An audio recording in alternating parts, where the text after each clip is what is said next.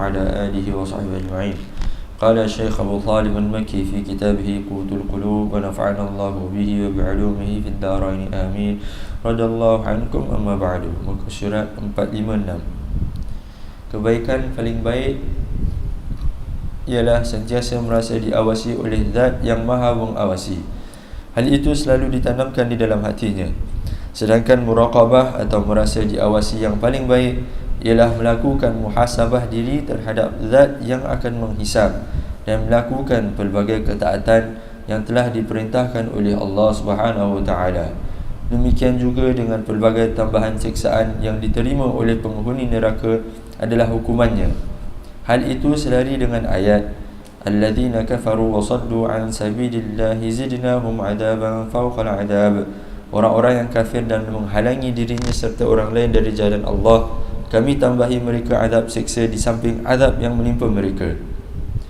Kami akan memberi tambahan siksa kepada mereka di atas siksa yang lain, yakni mereka akan diberi siksaan di atas siksaan yang diberikan kepada orang-orang kafir yang tidak menghalang manusia dari jalan Allah.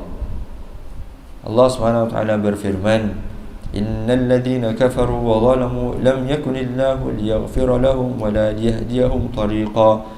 Sesungguhnya orang-orang yang kafir serta berlaku zalim, Allah tidak sekali-kali akan mengampunkan mereka dan tidak akan menunjukkan jalan kepada mereka. Allah Subhanahu wa taala tidak memberikan keampunan kepada mereka kerana kekufuran mereka.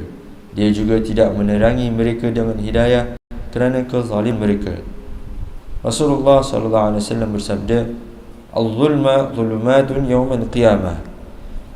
Kezaliman akan menyebabkan kegelapan memperolehi seksa kelak pada hari kiamat.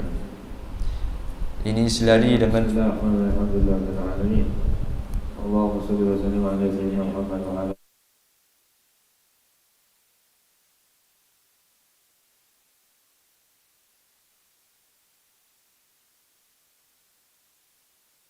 ala billahi al-aliyyil azim.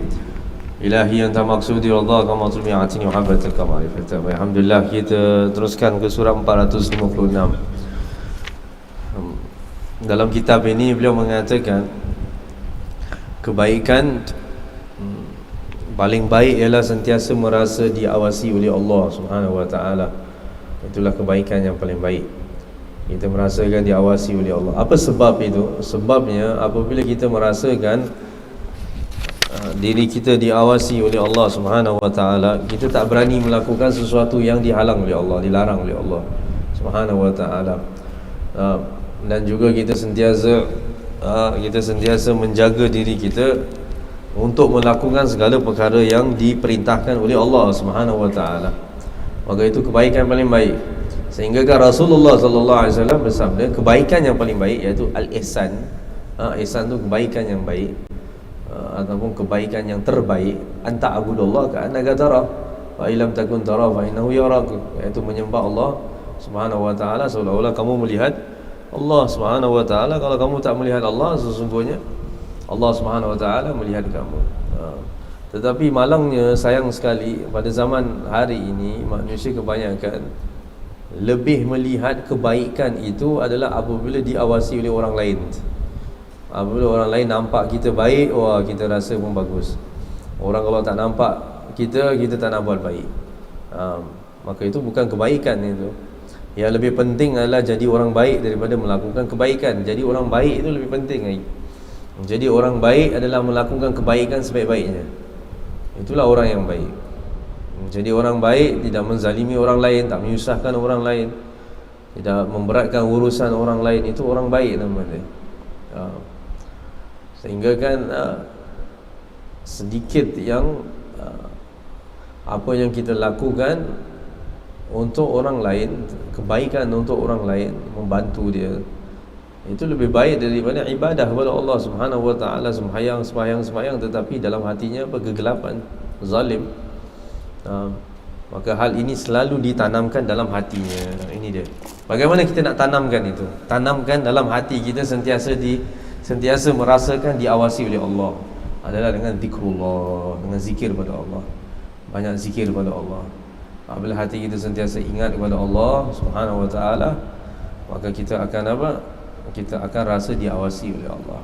Kata para ulama, 3 zikir ini jangan tinggalkan setiap hari. Macam mana kamu sibuk pun jangan tinggalkan setiap hari. Dia mempunyai faedah yang sangat-sangat besar. Sangat-sangat besar. Jangan tinggalkan. Yang pertama adalah membaca sebelum solat fardu subuh, subhanallah bihamdi, subhanallahil azim, astaghfirullah. Subhanallah bihamdi, subhanallahil azim, astaghfirullah. Sabda Rasulullah sallallahu alaihi wasallam, kalimatan habibatan ila rahman. 2 kalimat ini sangat dicintai oleh Tuhan yang Maha Pengasih. Wathaqilatan fil mizan, berat di mizan. Kalimatan khafifatan ala lisan, 2 kalimat ini ringan di lisan. Wathaqilatan fil mizan, dan berat di mizan. Wa habibatan ila rahman, dan dicintai oleh ar-rahman. Subhanallah bihamdi, subhanallahil azim, subhanallah bihamdi, subhanallah azim. Kemudian ditambahkan astagfirullah, subhanallah bihamdi, subhanallahil azim, astagfirullah, subhanallah bihamdi, subhanallahil azim, astagfirullah. Ringan, dekat lisan ringan. Nak baca tasbih subhanallah bihamdi ringan, tak berat. Dia tak ada berat, dia tak ada macam huruf dot. Kalau huruf dot kan berat. Kalau tasbih subhanallah bihamdi kan senang, subhanallah bihamdi, subhanallahil azim, astagfirullah. Setiap hari jangan tinggalkan 100 kali sebelum solat subuh. Kalau tertinggal ke apa, selepas solat subuh pun boleh ke baca subhanallah bihamdi, subhanallah azim, astagfirullah. Yang penting jangan tinggalkan. Ini amalan para ulama aulia Allah, ramai para kekasih Allah membaca ini, subhanallah bihamdi, subhanallah azim, astagfirullah. Dia mudahkan rezeki kita pada hari itu, rezeki zahir batin.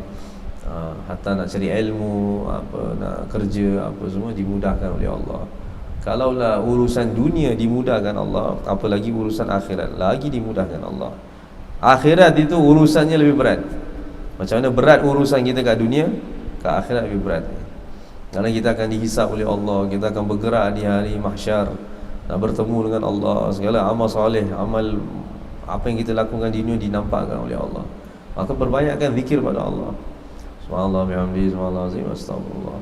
Istighfar kepada Allah Subhanahu wa taala mempunyai banyak fawaid, banyak faedah. Istighfar ini dia hilangkan kekerasan hati, hilang karatnya hati kita, menghilangkan kegelapan hati dengan istighfar. Astagfirullah, astagfirullah, astagfirullah, astagfirullah. Seseorang kena banyak-banyak istighfar kepada Allah Subhanahu wa taala. Rasulullah sallallahu alaihi wasallam istighfar pada Allah pada satu hari, satu malam 100 kali. Yang riwayat 70 kali. Seorang sahabat berkata, kalaulah Rasulullah sallallahu alaihi wasallam melakukan demikian, maka apa lagi saya? Saya lebih perlu lagi istighfar pada Allah. Nabi sallallahu alaihi wasallam yang mana Allah berfirman, inna fatahna laka fathan mubina liyaghfira laka Allahu ma taqaddama min dhanbika wa ma ta'akhkhar. Yang mana dosa Rasulullah sallallahu alaihi wasallam dah diampunkan, yang dahulu, yang akan datang. Itu pun Nabi minta ampun kepada Allah azza wajal kerana penghambaannya Nabi sallallahu alaihi wasallam kepada Allah Subhanahu wa taala. Maka beliau berzikir kepada Allah, istighfar kepada Allah sebanyak 60,000 kali. Istighfar 60,000 kali setiap hari. Salah seorang sahabat Rasulullah sallallahu alaihi wasallam. Kemudian yang kedua, itu waktu pagi baca subhanallah bihamdi, subhanallah azim, astagfirullah. Yang kedua membaca la ilaha illallah al-malikul haqqul mubin. La ilaha illallah al-malikul haqqul mubin. Sebelum zuhur atau selepas zuhur 100 kali. La ilaha illallah al-malikul haqqul mubin. La ilaha illallah al-malikul. Kata para ulama, siapa yang membaca ini 100 kali siang hari, amina minal faqr, aman daripada kemiskinan. Kemudian aman daripada azab kubur juga. La ilaha illallah al-malikul haqqul mubin. La ilaha illallah, tak susah. La ilaha illallah al-malikul haqqul mubin 100 kali. Kemudian yang ketiga, sebelum tidur membaca subhanallah 33, alhamdulillah 33, Allahu akbar 33 kali atau 34 kali. Macam itu. Ini 3 adalah amalan yang mana para ulama mengatakan jangan tinggalkan, tanamkan dalam hati kita. Banyak berzikir kepada Allah Subhanahu wa taala. Karena dengan zikir kepada Allah, hati kita akan hati kita akan tenang. Dunia ni dia kacaukan hati kita. Dunia ni bikin kita runcing, bikin kita penat dan sebagainya. Apalagi manusia, tabiat manusia, apa dan sebagainya. Dalam dunia ni yang bikin masalah manusia. Manusia memang bikin banyak masalah. Jadi oleh itu jangan hiraukan mengenai manusia sangat. Ambil yang baik, bergaul dengan orang yang baik, bergaul dengan orang yang sama ada duduk dengan dia dapat naikkan darajat kita di sisi Allah. Kalau orang-orang seperti ini, kalau kita duduk dengan dia, darajat kita naik di sisi Allah. Iaitu maknanya apa? Kita diberikan apa? Semangat nak ibadah pada Allah. Duduk dengan dia, semangat ibadah pada Allah naik. Duduk dengan orang-orang seperti itu, kita tinggalkan maksiat, jadi taat kepada Allah. Itu penting. Apa tujuan kita datang dunia? Tujuan kita datang dunia untuk apa? Adakah untuk main-main? Untuk berminum dan bermakan, bermesra? Bukan. Tujuan kita untuk di dunia ini adalah untuk sembah Allah. Wa ma khalaqtul jinna wal insa illa liya'budun. Tidaklah saya ciptakan jin dan manusia melainkan untuk ibadah kepada aku. Itu tujuan apa? Tujuan berada di atas muka bumi. Illa liya'budun. Wa ma khalaqtul jinna wal insa illa liya'budun. Tidaklah aku ciptakan jin dan manusia melainkan untuk ibadah kepada Allah Subhanahu wa ta'ala. Harus tanamkan dalam hati kita. Apabila dalam hati kita ni ada perkara ini, perkara yang dalam ini mengingati Allah Subhanahu wa ta'ala, maka gerakan kita, perbuatan kita, ucapan kita, apa yang kita lihat, semuanya akan berada di bawah bimbingan Allah. Tapi kalau hati tak ingat pada Allah, pergerakan kita jadi pergerakan syaitan, lisan kita jadi lisan syaitan, mata kita jadi mata syaitan, tangan kaki kita jadi tangan kaki syaitan. Semuanya macam gitu kalau kita tak ingat Allah. Kalau kita ingat Allah, maka semuanya berada di bawah penjagaannya Allah Subhanahu wa ta'ala. Ini hal dunia ni, belum lagi hal apa di dalam kubur, belum lagi di dalam apa, di hari kiamat. Allah Akbar. Berapa banyak stages kita nak pergi, banyak perkara kita nak rempuh, kita nak atasi. Dunia ni salah satu je. Kita nak masuk kubur. Pertama sekali, awal kali kita masuk kubur, kita nak kena rempuh ni, menjawab 5 soalan daripada malaikat Munkar Nakir. Allah. Sebelum itu pun kita dah mengalami sesuatu perkara yang besar, ya, sakaratul maut. Sakaratul maut itu salah satu perkara yang besar. Jawab malaikat Munkar dan Nakir. Man rabbuka, siapa Tuhanmu? Wa man nabiyuka, siapa nabimu? Wa ma dinuka, siapa agamamu? Aina qiblatuka, wa man imamuka, siapa imammu? Aina qiblatuka, mana kiblatmu? Wa man ikhwanuka, siapa saudaramu? Allah. Siapa yang menjawab itu, maka dia akan istirahat sampai hari kiamat, iaitu dia jauhkan Allah Subhanahu wa ta'ala daripada azab kubur. Lepas kubur, bangkit daripada kubur lagi dengan kain kafan, menuju ke padang mahsyar. Bergerak kita berbundung-bundung dengan bilangan yang banyak. Semuanya akan digolongkan dalam golongan-golongan masing-masing, grup-grup masing-masing. Kita kadang-kadang kalau ramai-ramai ke apa, kalau tengah belajar ada course, okay, I will divide all of you into groups of 5 gitu. Pilih 5 orang. Kita akan pilih geng-geng kita. Kita punya kaki yang boleh berbual lah, yang boleh discuss. Kadang kat tempat-tempat yang kata tak ada, saya yang bagi-bagi. Pasal apa? Kalau tidak, nanti diorang pergi kat geng diorang. Betul tak? Boleh juga macam itu.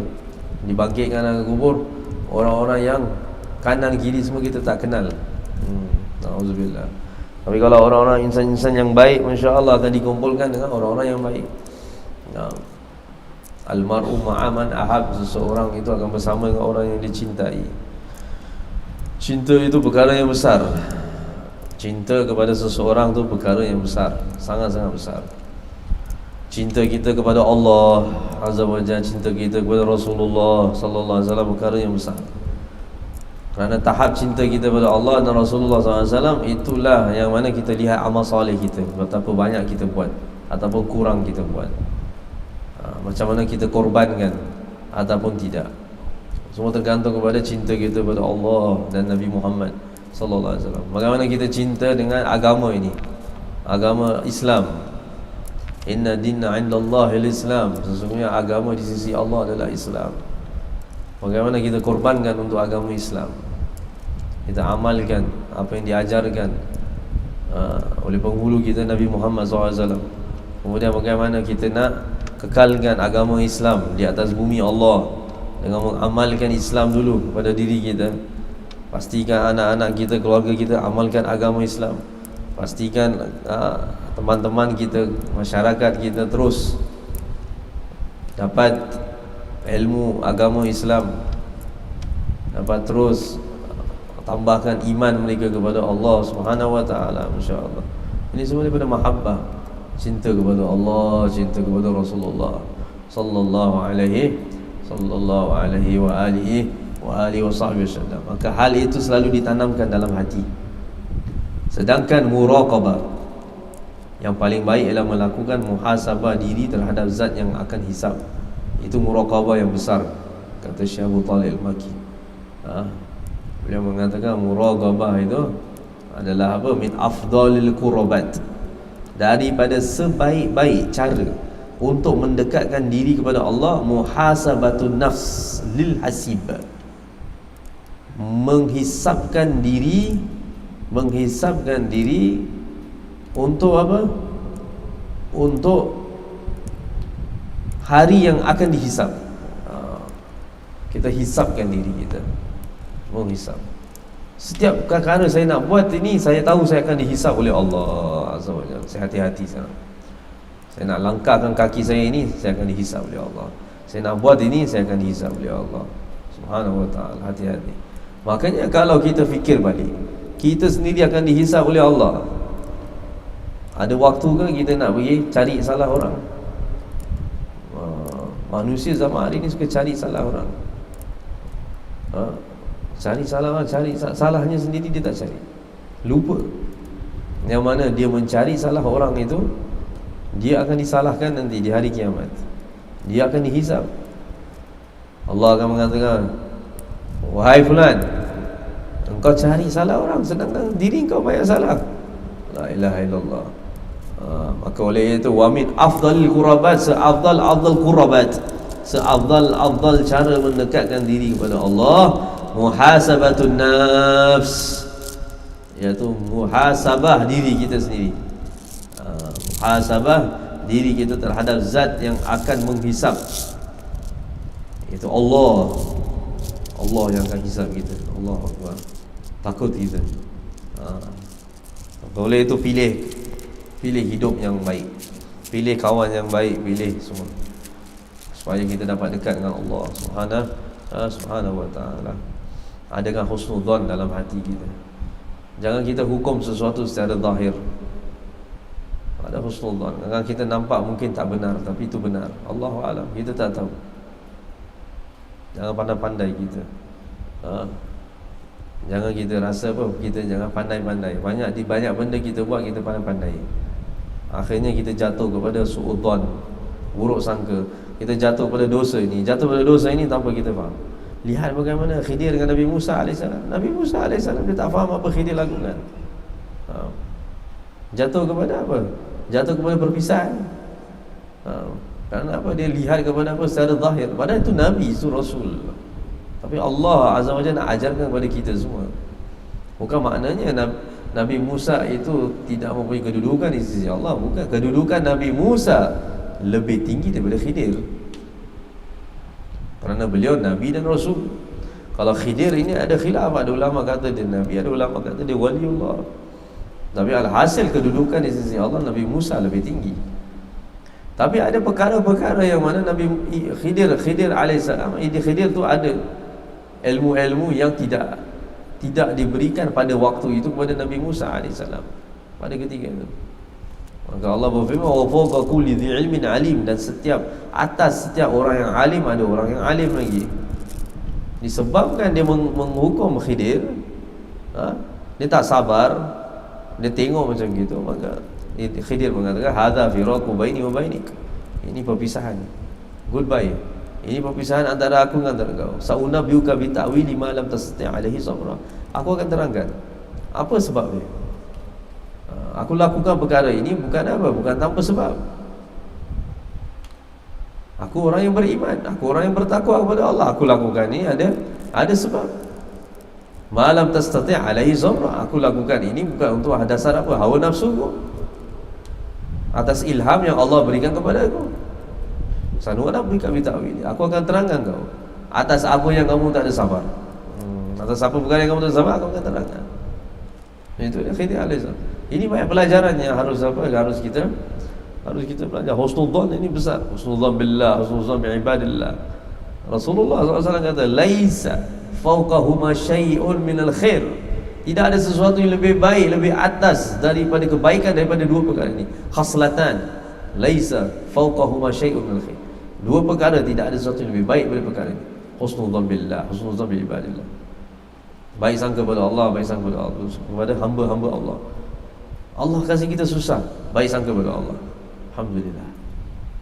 Allah kasih kita senang, alhamdulillah. Allah kasih susah, alhamdulillah.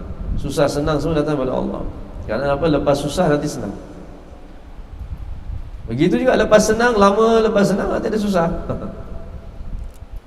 Bukannya hidup senang, ya tidak. Susah senang.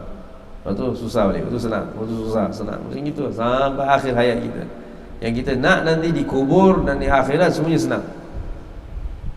Apa kata Allah? Dua perkara tak ada lebih baik daripada perkara ini. Baik sangka kepada Allah, baik sangka kepada siapa?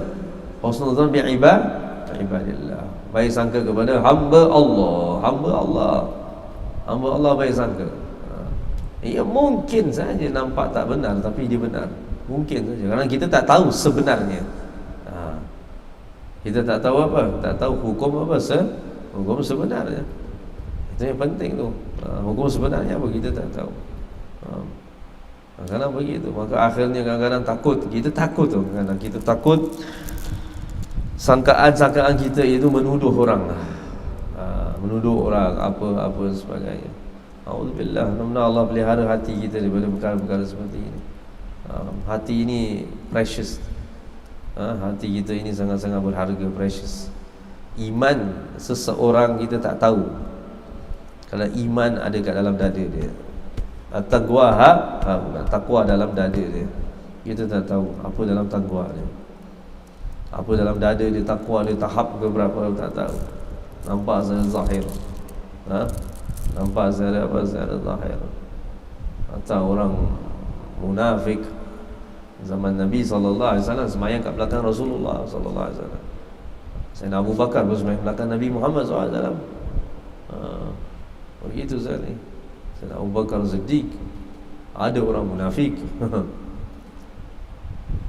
Seorang sahabat Rasulullah SAW, Sayyidina Huzaifah, diberikan nama-nama list nama-nama orang munafik. Disuruh Rasul SAW simpan, tak boleh tunjukkan orang. Sayyidina Abu Bakar Siddiq takut nama dia dekat dalam list tu. Allahu Akbar. Sedangkan dia Siddiq. Siddiq tu yang benar. Siddiq tu opposite munafik. Munafik tu yang bohong. Siddiq yang benar. Begitu. Takut dia. Lihat iman dan takwa dia kepada Allah Subhanahu wa ta'ala. Maka bagaimana kita nak kita nak buat assumption, betul? Buat assumption kepada orang lain. Maka jauhkan perkara ini. Kerana apa? Ini semua akan dihisab oleh Allah Subhanahu wa ta'ala. Maka min husnil islam al-mar'i tarkuhu ma la ya'ni. Min husnil islamil mar'i tarkuhu ma la ya'ni. Daripada kebaikan Islam, seseorang tinggalkan perkara yang bukan bukan urusan dia. Perkara yang bukan urusan dia dia tinggalkan. Maka seterusnya perkara yang paling baik, wa min afdhalil qurbat muhasabatun nafs lil hazib wastijabatiha bi ta'atil habib. Kemudian dia la ilaha illallah, dan melakukan taat kepada Allah Azza wa Jalla. Itu sebaik-baik kurubat, sebaik-baik cara untuk mendekatkan diri kepada Allah. Hisab diri dia untuk hari pembalasan dan sentiasa taat kepada Tuhan semesta alam, taat kepada Allah. Ada kesempatan untuk taat, buat. Kita tak tahu bila waktunya kita akan tak buat atau disibukkan oleh Allah. Ada kesempatan untuk datang majlis ilmu, datang. Majlis ilmu ni adalah apa? Warisan Rasul sallallahu alaihi wasallam. Warisan Rasul. Ini bukan perkara kecil, perkara banyak besar. Di dalam sesuatu tempat, kampung, negara, desa dan sebagainya, jikalau dihantar Allah Azza wa Jalla orang yang sampaikan agama, maka ambil perkara itu serius. Pergi ambil ilmu tu sebelum apa? Sebelum terlambat. Sebelum terlambat.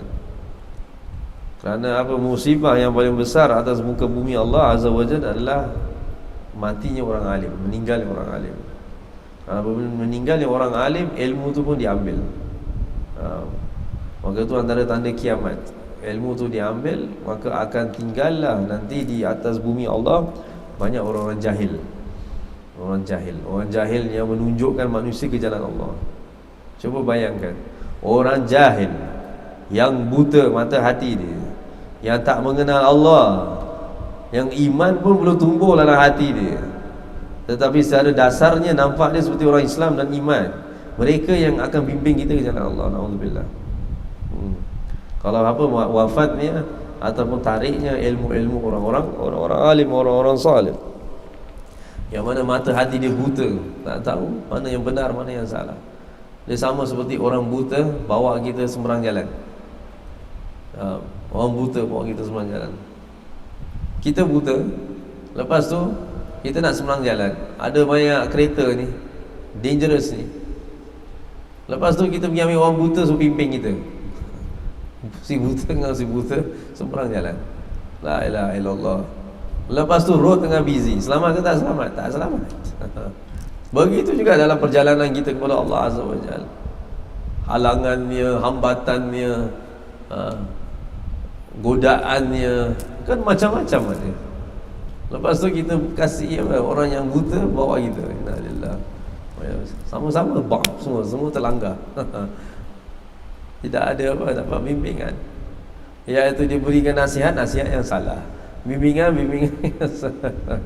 Nah, tak ada himmah dalam ibadah dan kepada Allah Azza wa Jalla. Habis semua. Auzubillah. Maka dia tidak apa dapat membimbing orang kepada apa? Kepada taat kepada Allah Subhanahu wa taala. Demikian juga dengan pelbagai tambahan siksaan yang diterima oleh penghuni neraka. Auzubillah. Hisabkan diri kita. Hasibu anfusakum qabla an tuhasab. Hisab diri kamu sebelum kamu dihisab. Hisab diri kamu. Kata Sayyidina Umar bin Khattab, hisab diri kamu sebelum kamu dihisab. Itu kira diri kamu sebelum kamu dikira nanti oleh Allah. Hal ini selari dengan ayat Al-Quran, alladzina kafaru wa saddu an sabilillah zidnahum adzaban fawqal adzab. Orang-orang yang tidak beriman menghalangi dirinya serta orang lain dari jalan Allah. Dia halang diri orang daripada jalan Allah. Hati-hati ni para jemaah. Kita halang orang daripada jalan Allah, takut-takut nanti matinya su'ul khatimah. Takut-takut macam itu. Kita amal ibadat kita sikit, iman kita kurang, kita halang orang daripada jalan Allah. Allahu Akbar. Itu su'ul khatimah, na'udzubillah min zalik. Su'ul apa? Takut-takut su'ul khatimah. Allah kata apa? Zidnahum adzaban fawqal adzab. Kami akan tambah siksaan atas siksaan. La ilaha illallah, atas mereka. Katakan kita nak ibadah, dia halang kita. Kita nak belajar agama, dia halang kita. Na'udzubillah. Zidnahum adzaban fawqal adzab. Kami akan tambah siksaan atas siksaan. Dekat dunia dia akan disiksa oleh Allah, ditarik imannya, ditarik kemanisan takwa dia kepada Allah Azza wa Jalla. Di akhirat dia bersama dengan orang-orang yang tak beriman. Auzubillah min zalik. Karena dia menghambat, menghalang orang-orang daripada buat baik. Makanya kalau kita tak boleh buat baik, jangan buat jahat. Tak boleh buat baik, jangan buat jahat. Jangan kita halang orang. Mana boleh kita halang orang masuk masjid? Mana boleh kita halang orang baca Quran? Mana boleh kita halang orang nak belajar agama? Orang nak belajar agama. Orang nak belajar agama, nak mengenal Allah, nak ingat Allah, nak mengetahui jalan Rasulullah sallallahu alaihi wasallam, kita halang. Maka Allah berfirman, alladzina kafaru wa saddu an sabilillah zidnahum adzaban fawqa al'adzab. Orang yang tidak beriman dan menghalangi dirinya serta orang lain dari jalan Allah, kami tambahi mereka azab siksa di samping azab yang menimpa mereka. Kami akan memberi tambah siksa pada mereka di atas siksa yang lain. Yang ini mereka akan diberi siksaan di atas siksaan yang diberikan oleh orang-orang yang tidak beriman, yang tidak menghalang manusia daripada jalan Allah Subhanahu wa taala. Baik, wallahu a'lam bishawab. Kita berhenti sampai sini insya-Allah.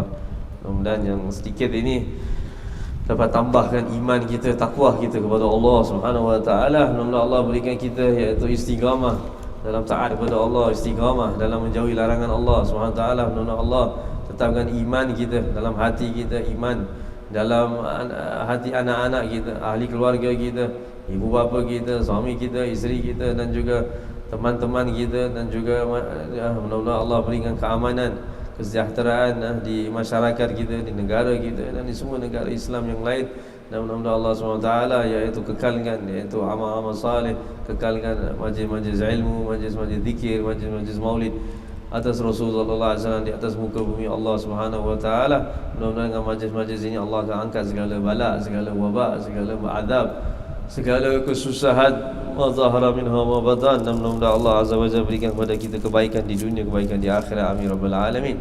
Rabbana atina fid dunya hasanah wa bil akhirati hasanah wa qina adzabannar. Sallallahu alaihi wasallam maulana Muhammad wa alihi wasallam. Alhamdulillah rabbil alamin. Ya rabbana atarafna اعترفنا وأننا أسرفنا على الله أشرفنا فتب علينا توبة تغسل كل حوبة واستر لنا العورات وآمن الروعات واغفر لوالدينا ربي ومولودينا والآل والإخوان وسائر الخلان وكل ذي محبة أو جيرة أو صحبة للمسلمين أجمع.